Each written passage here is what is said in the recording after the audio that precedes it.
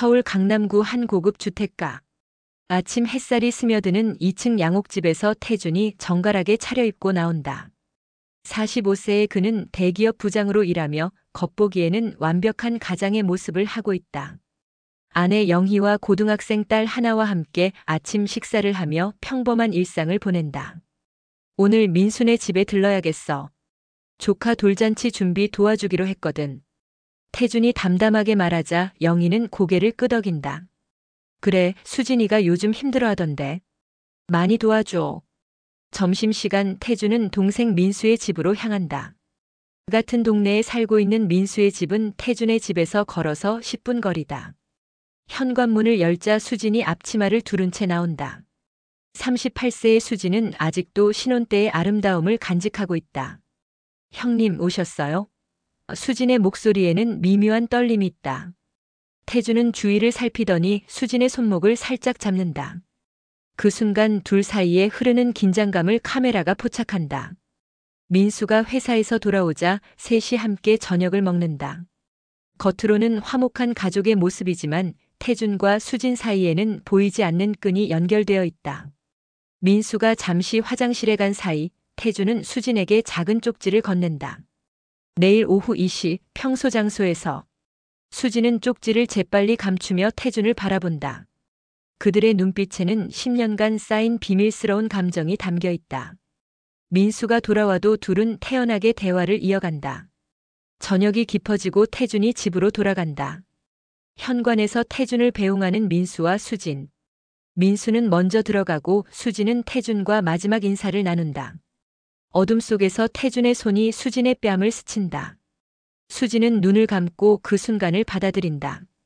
집으로 돌아온 태준은 아내와 딸이 잠든 거실에서 혼자 와인을 마신다. 창밖을 바라보며 복잡한 표정을 짓는다.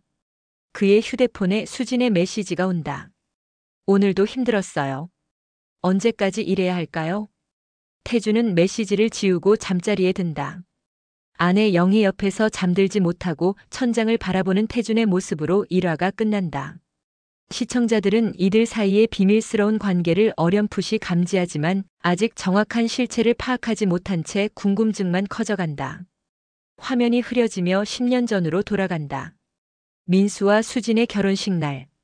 하얀 드레스를 입은 수진이 아름답게 빛나고 있다. 태준은 형님으로서 결혼식 사회를 맡아 진행하고 있다.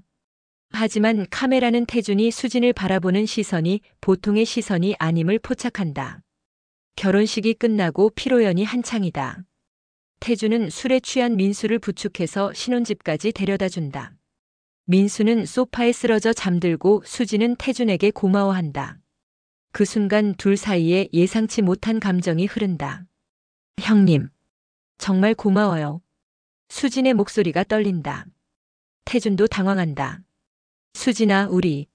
하지만 말을 끝내지 못하고 서둘러 나간다. 시간이 흘러 결혼 6개월 후. 민수는 출장이 잦아지고 수진은 혼자 있는 시간이 많아진다. 태준은 형님으로서 동생의 아내를 챙겨준다는 명목으로 자주 들른다. 어느 비 오는 날 수진이 감기로 아파 누워있을 때 태준이 약을 사들고 온다. 수진의 이마에 손을 대며 열을 재던 태준.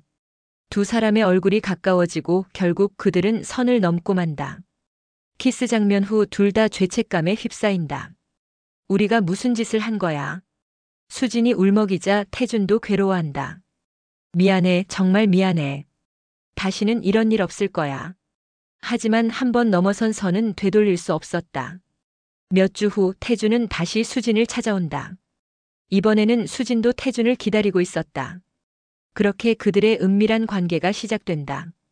시간은 다시 흘러 3년 후. 둘의 관계는 더욱 깊어진다. 가족 모임에서도 은밀한 손짓과 눈빛을 주고받는다. 태준의 아내 영희나 민수는 전혀 눈치채지 못한다. 5년 후, 7년 후. 시간이 흘러도 그들의 관계는 계속된다. 호텔에서의 밀회, 아무도 없는 집에서의 만남. 태준과 수진은 서로에게 깊이 빠져 있다. 이렇게 살 수는 없어. 수진이 괴로워하자 태준이 그녀를 안는다. 나도 알아. 하지만 너 없이는 살 수 없어. 현재로 돌아온다. 둘의 분류는 어느새 10년이라는 세월이 흘렀다. 그동안 축적된 거짓말과 비밀들이 그들을 올가매고 있다. 태주는 거울을 보며 자신의 변한 모습을 확인한다. 45세가 된 지금도 여전히 수진을 향한 마음은 변하지 않았다. 민수와 수진이 결혼한 지 8년 만에 드디어 아이가 생긴다. 수진의 임신 소식에 온 가족이 기뻐한다. 특히 민수는 아빠가 된다는 기쁨에 들떠 있다. 하지만 태준과 수진은 복잡한 감정에 휩싸인다. 임신 기간 동안 태준과 수진의 만남은 더욱 조심스러워진다.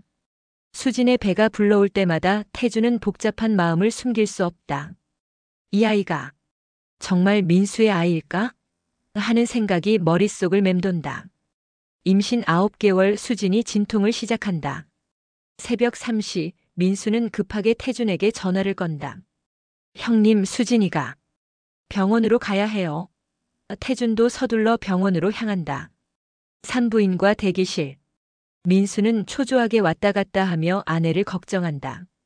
태준은 동생을 달래주는 척하지만 마음속으로는 더 큰 불안을 안고 있다.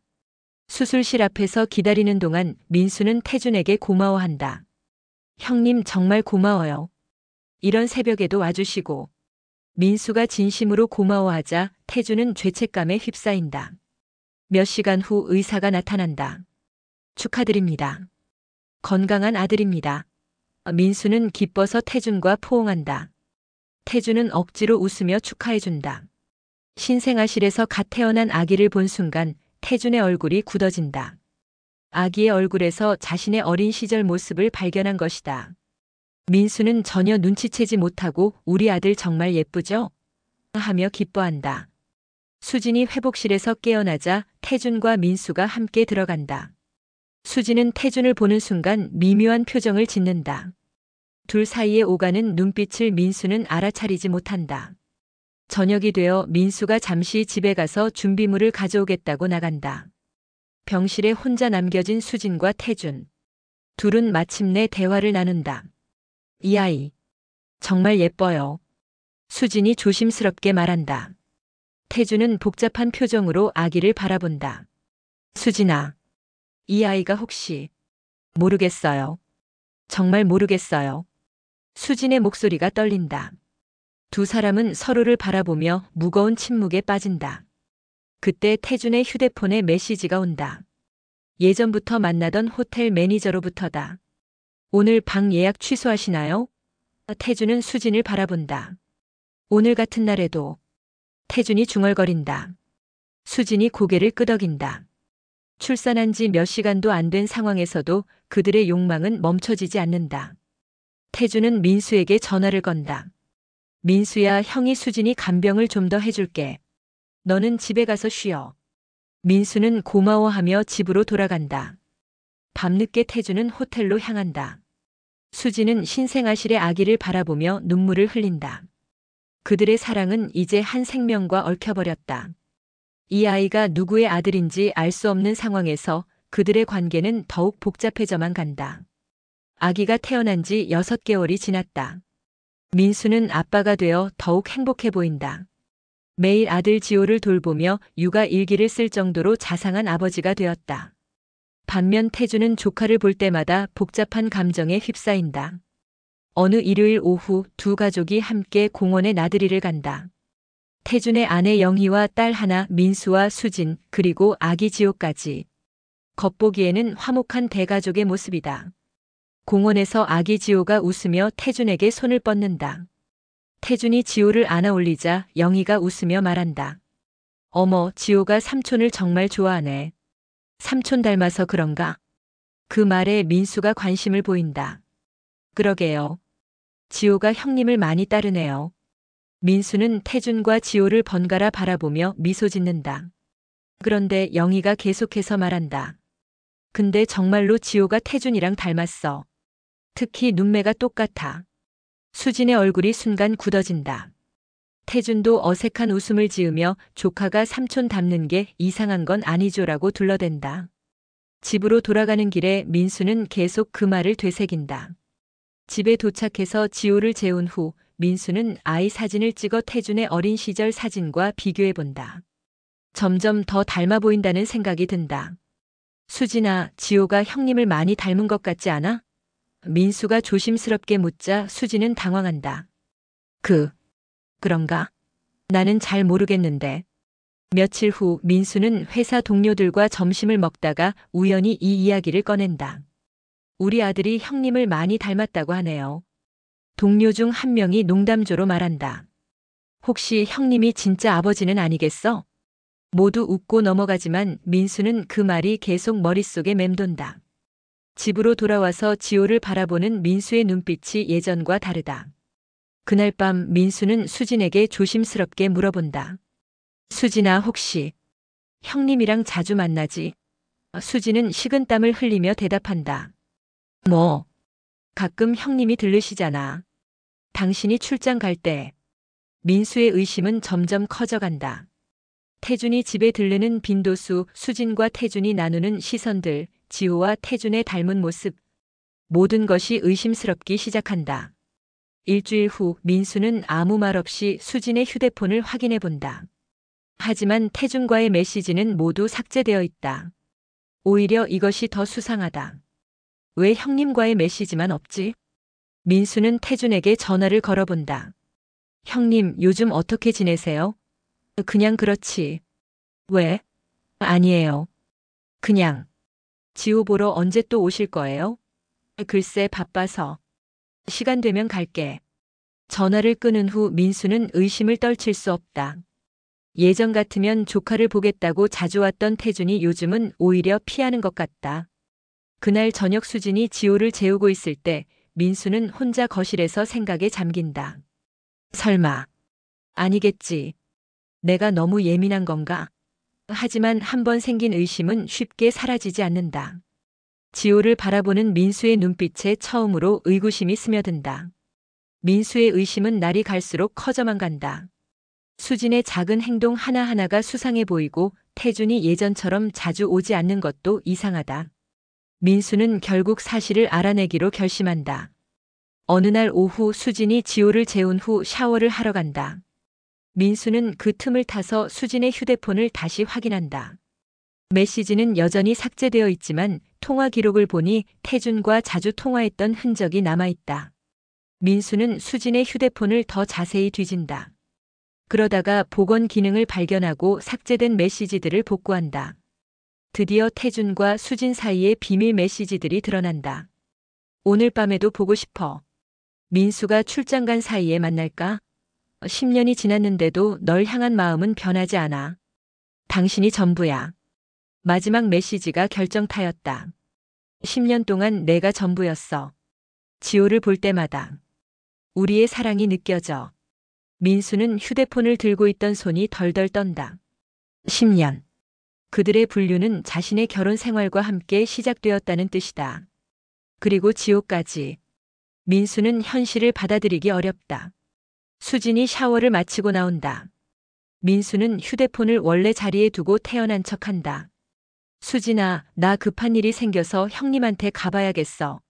수진은 당황하며 무슨 일인데? 라고 묻지만 민수는 대답하지 않고 집을 나선다. 저녁 시간 민수는 태준의 집 앞에서 한참을 망설인다. 현관벨을 누르자 태준이 나온다. 민수야, 무슨 일이야? 민수의 얼굴이 굳어 있는 것을 본 태준은 불안감을 느낀다. 형님, 우리 좀 얘기해요. 민수가 차분하지만 단호한 목소리로 말한다. 태준은 민수를 집 안으로 들인다. 영희와 하나는 외출 중이라 집에는 둘뿐이다. 거실에서 마주 앉은 두 형제. 민수는 수진의 휴대폰에서 본 메시지들을 읽어준다. 태준의 얼굴이 점점 창백해진다. 형님, 이게 무슨 뜻인지 설명해 주세요. 민수의 목소리가 떨린다. 태준은 한참 동안 입을 열지 못한다. 민수야, 나는. 태준이 말을 시작하려 하자 민수가 끊는다. 10년이요? 10년 동안 내 아내와 내 등 뒤에서? 태준은 더 이상 숨길 수 없다는 것을 안다. 미안하다, 민수야. 정말 미안하다. 하지만 사과로는 부족하다. 미안하다고요? 그게 끝이에요? 민수의 목소리가 높아진다. 내가 당신을 얼마나 믿고 살았는데. 내 아내를, 내 가족을. 민수의 눈에서 눈물이 흐른다. 태주는 일어나서 민수에게 다가간다. 민수야, 들어봐. 우리도 처음에는. 하지만 민수가 태준의 손을 뿌리친다. 형님이 내 형이라고 생각했어요. 존경했고 믿었어요. 그런데 이게 뭐예요? 민수는 분노와 배신감으로 목소리가 갈라진다. 태주는 더 이상 변명할 수 없다. 대신 충격적인 말을 한다. 너는 몰라야 했어.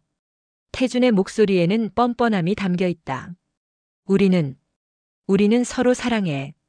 그게 죄가 되냐? 민수는 태준의 말을 믿을 수 없다. 자신의 형이 이렇게까지 뻔뻔할 줄은 몰랐다. 사랑이요? 그게 사랑이라고 생각하세요? 배신이죠. 배신. 태주는 웃으며 말한다. 배신? 민수야, 세상에는 내가 모르는 일들이 많아. 수진이는 나를 사랑해. 너보다 나를 더 사랑한다고.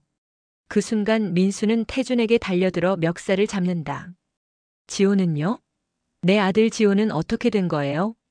태준은 민수의 눈을 똑바로 바라보며 미소를 짓는다. 그 미소가 모든 것을 말해준다. 민수는 태준과의 대화를 끝내고 집으로 돌아온다. 수지는 불안한 마음으로 기다리고 있다. 민수가 들어서는 순간 수지는 상황이 심각하다는 것을 직감한다. 당신, 혹시 알게 된 거야? 수진이 떨리는 목소리로 묻는다. 민수는 대답 대신 수진의 휴대폰을 내밀며 복구된 메시지들을 보여준다. 수진의 얼굴이 하얗게 질린다. 민수야, 들어봐. 나도 어쩔 수 없었어. 처음에는. 수진이 설명하려 하지만 민수는 듣지 않는다. 10년이야. 10년 동안 나를 속였어. 민수의 목소리가 집안에 울려 퍼진다. 아기 지호가 민수의 고함 소리에 잠에서 깨어온다. 수진이 달려가서 지호를 달래려 하지만 민수가 막는다. 내 아들이 아닌 아이를 왜 내가 봐야 해? 수진은 절망적인 표정으로 민수를 바라본다. 민수야. 지호는 정말. 뭐가? 내 아들이라고? 더 이상 거짓말하지 마. 다음 날 민수는 회사에 휴가를 내고 부모님 집을 찾아간다. 70대 중반의 부모님은 아들의 갑작스러운 방문을 반가워하지만 민수의 어두운 표정을 보고 걱정이 된다. 민수야, 무슨 일이야? 얼굴이 왜 그래? 어머니가 걱정스럽게 묻는다. 민수는 한참 동안 말을 못하다가 결국 모든 진실을 털어놓기로 결심한다. 어머니, 아버지, 제가 말씀드릴 게 있어요. 민수의 진중한 목소리에 부모님도 긴장한다. 형과 수진이가 10년 동안 바람을 피웠어요. 부모님은 처음에는 민수의 말을 믿지 못한다. 뭔 소리야, 민수야? 태준이가 그럴 리가. 아버지가 당황하며 말한다. 하지만 민수가 휴대폰의 메시지들을 보여주자 부모님은 충격을 받는다. 어머니는 그 자리에서 주저앉는다. 어떻게 이런 일이. 아버지도 얼굴이 일그러진다. 태준이가, 우리 태준이가 정말 그랬단 말이냐? 민수는 계속해서 말한다. 지호도 형의 아들인 것 같아요. 그 말에 어머니는 기절할 듯 쓰러진다. 아버지가 급히 어머니를 부축한다. 그날 저녁 부모님은 태준을 집으로 불러들인다. 태준은 민수가 모든 것을 폭로했다는 것을 직감하고 집에 들어선다. 거실에는 부모님과 민수 그리고 친척들까지 모여 있다. 태준아. 아버지의 목소리가 떨린다. 민수가 하는 말이 사실이냐? 태준은 고개를 숙인 채 대답하지 못한다. 그 침묵이 모든 것을 인정하는 것과 같다. 어머니가 일어나서 태준에게 다가간다. 그리고 뺨을 세게 때린다. 어떻게 동생의 아내를 10년 동안이나. 어머니의 목소리가 오열로 변한다. 친척들 사이에서도 수군거림이 시작된다. 이게 무슨 일이야?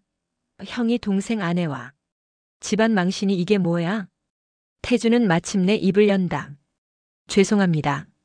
정말 죄송합니다. 하지만 사과만으로는 이미 늦었다. 아버지가 분노에 찬 목소리로 말한다. 사과? 내가 우리 집안을 어떻게 만들었는지 알기나 하냐? 민수는 마지막으로 말한다. 지호. 제 아들 지호도 형의 아들인 것 같아요. 그 말에 할머니, 할아버지까지 충격을 받는다. 가문의 대를 이을 유일한 손자라고 생각했던 지호가 사실은 어머니는 결국 쓰러진다.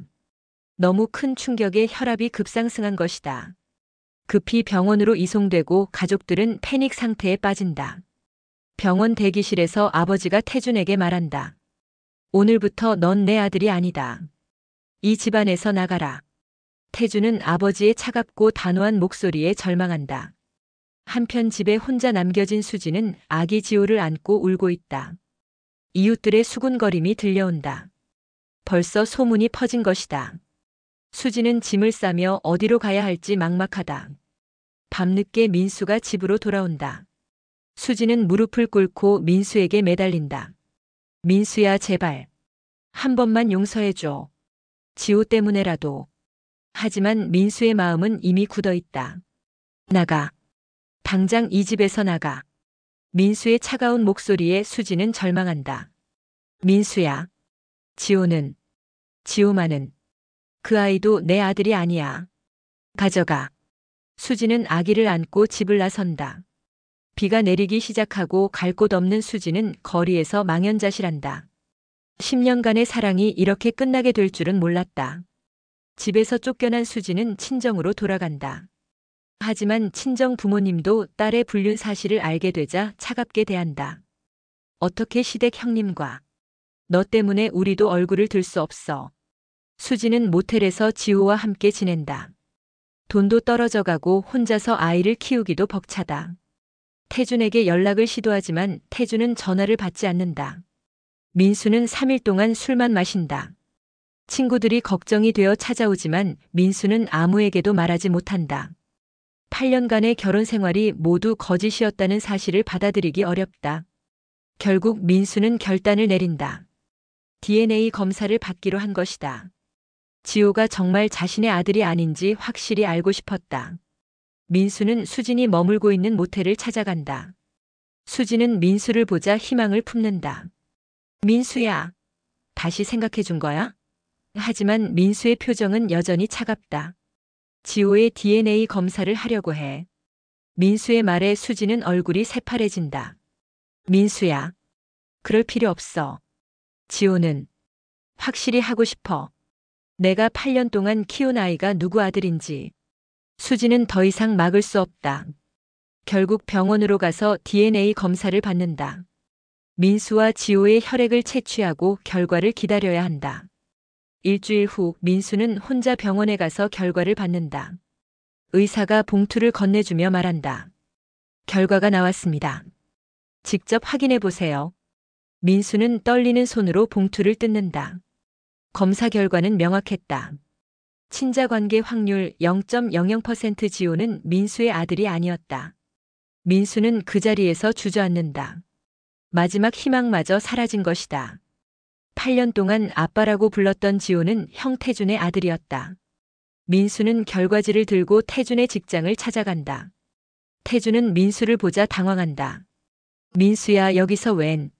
민수는 DNA 검사 결과를 태준 앞에 던진다. 축하해요, 형님. 아들이 생겼네요. 민수의 목소리에는 분노보다는 깊은 절망이 담겨 있다. 태준은 결과지를 보더니 말을 잇지 못한다. 지호가 정말 내. 태준도 충격을 받는다. 자신도 확신이 없었기 때문이다. 민수야, 나도 몰랐어. 정말 몰랐다고. 이제 알았으니까 책임지세요. 수진이도 지호도 모두 형님 것이니까. 민수는 돌아서며 마지막으로 말한다. 나는 이제 이 모든 것과 관계를 끊을 거예요. 그날 밤 민수는 수진에게 DNA 검사 결과를 보여준다. 수진은 결과를 보고 오열한다. 민수야, 미안해. 정말 미안해. 나도 확실하지 않았어. 이제 됐어. 모든 게 끝났어. 민수는 차분하게 말한다. 지호는 태준이의 아들이야. 태준이한테 가. 민수는 가방을 챙긴다. 나는 새로 시작할 거야. 멀리 가서. 수진이 매달리지만 민수의 결심은 흔들리지 않는다. 지호가 뭘 잘못했다고. 수진이 울먹이지만 민수는 대답하지 않는다. 지호를 바라보는 민수의 눈에는 복잡한 감정이 담겨 있다. 8년 동안 아빠라고 여겼던 아이지만 이제는 남남이 되어버렸다. DNA 검사 결과가 나온 후 모든 것이 빠르게 변한다. 태주는 회사에서도 소문이 퍼져 견디기 어려워진다. 동료들의 시선이 따갑고 상사도 태준을 불편해한다. 결국 태준은 사직서를 낸다. 집에서도 아내 영희가 모든 사실을 알게 된다. 영희는 충격과 분노로 태준과 말도 섞지 않는다. 딸 하나도 아빠를 피한다. 아빠는 왜 삼촌을 괴롭혔어? 어린 딸의 질문에 태준은 대답할 수 없다. 영희는 이혼을 요구한다. 당신과는 더 이상 살 수 없어요. 이혼해요. 태준은 붙잡으려 하지만 영희의 마음은 이미 돌아서 있다. 10년 동안 당신이 다른 여자와. 영희는 말을 끝내지 못하고 운다. 한 달 후 태준은 모든 것을 잃는다. 아내와 딸, 직장, 집안에서의 위치까지. 부모님은 여전히 태준과 연락을 끊고 있고 친척들도 태준을 외면한다. 수지는 태준에게 연락을 시도한다. 우리 이제 어떻게 해? 하지만 태준도 답을 알 수 없다. 10년간 몰래 만나던 관계가 세상에 드러나자 모든 것이 달라져 버렸다. 수진아, 미안해. 나도 어떻게 해야 할지 모르겠어. 태준의 목소리에는 절망이 담겨 있다. 수지는 지호를 안고 울 뿐이다. 몇 주 후 수지는 시골 친척집으로 지호와 함께 내려간다. 서울에서는 더 이상 살 수 없기 때문이다. 태준과의 연락도 끊어진다. 10년간의 사랑이 이렇게 끝나버린 것이다. 민수는 회사에서 지방 발령을 자원한다. 부산지사로 발령받아 새로운 시작을 준비한다. 짐을 정리하며 지호의 사진들을 발견한다. 8년 동안 아빠로 살았던 기억들이 담겨 있다. 민수는 한참을 지호 사진을 바라본다. 분노보다는 안타까움이 든다. 지호야, 넌 아무 잘못이 없는데. 민수는 지호의 미래를 걱정한다. 떠나기 전 민수는 수진에게 마지막 전화를 한다. 수진아, 지호는 잘 키워. 그 아이는 죄가 없으니까. 수진은 민수의 너그러움에 더욱 죄책감을 느낀다. 민수야, 정말 고마워. 그리고 정말 미안해. 이제 됐어. 지호한테는 좋은 엄마가 되어줘. 민수는 부산으로 떠난다. 기차 창밖으로 스쳐 지나가는 풍경을 바라보며 새로운 삶을 다짐한다. 35세의 나이 다시 시작하기에 늦지 않았다. 6개월 후 태준은 원룸에서 혼자 살고 있다. 일용직 일을 하며 겨우 생계를 유지한다. 어느 날 우편함에서 편지를 발견한다. 수진이 보낸 지호의 사진이다. 사진 속 지호는 많이 자랐다. 걸음마를 시작한 모습이 담겨 있다. 뒷면에는 수진의 글귀가 적혀 있다. 아빠를 닮아서 똑똑해요. 건강하게 자라고 있어요. 태준은 지호 사진을 보며 처음으로 눈물을 흘린다.